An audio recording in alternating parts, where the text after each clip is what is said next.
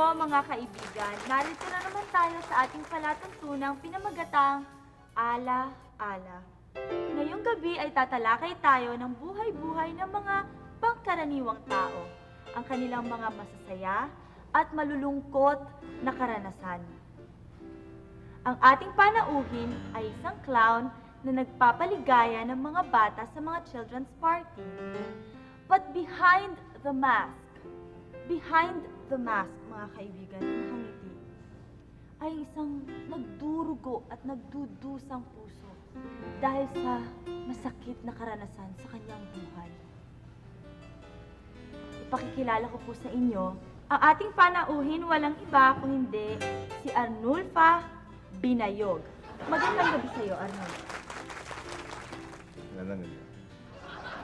Bago natin talakayin ang iyong karanasan, nais ko munang malaman bakit naman Arnulfa ang naging pangalan mo? Hindi ba parang tunog pambabae yung pangalan na yun? Kasi oy, Parang malungkot, no? Malungkot. Nes. Sige. Ano ba ang buhay ng isang payaso? Sige na. Take your time. Sige, ibahin na lang natin. Mag-skip na tayo dyan. At tanungin na lang kita ulit ng ganyang bagay mamaya ng konti. Kung halimbawa nagpa-perform ka na at walang natatawang mga bata, ano naman ang nararamdaman mo?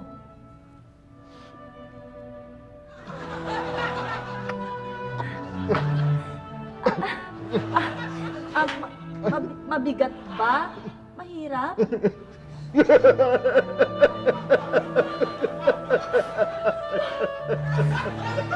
Alam mo, nandadala ako ng emosyon mo. Ang sakit-sakit, ang bigat na nararamdaman ko. Siguro, magtatanong na lang ako ng iba. Masaya ang bagay. Meron ka ba mga karanasan na masaya na hindi mo makakalimutan? Naalala ko ba yung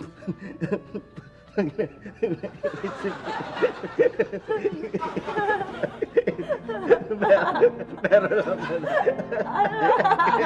Kasi ba?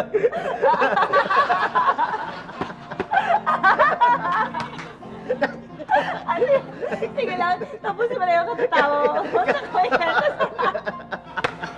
At saka may kwento sa amin. Nakakatawa siguro. Nakakatawa kaya. Hindi ka hindi ka makaito sa katatawa.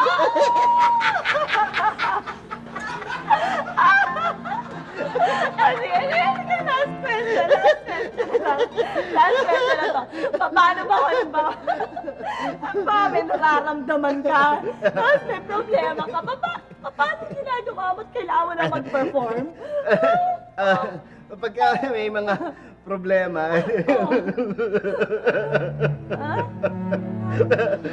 pag may masaya,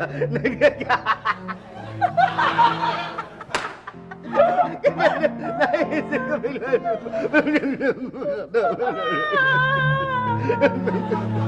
pero pag nandiyan yung mga bata,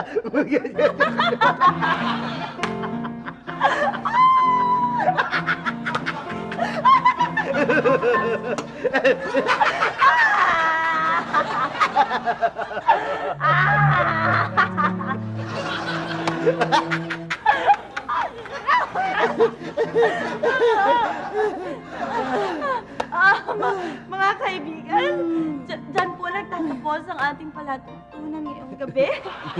Nakita niyo naman ang buhay na isang payaso, ang mga masasaya at malulungkot na karanasan nila.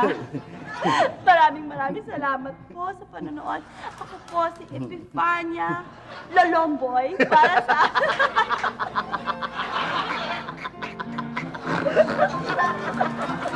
Para sa ating palatuntunan pinamagatang Ala-Ala.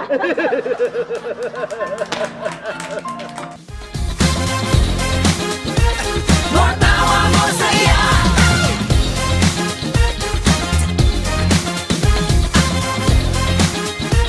More time!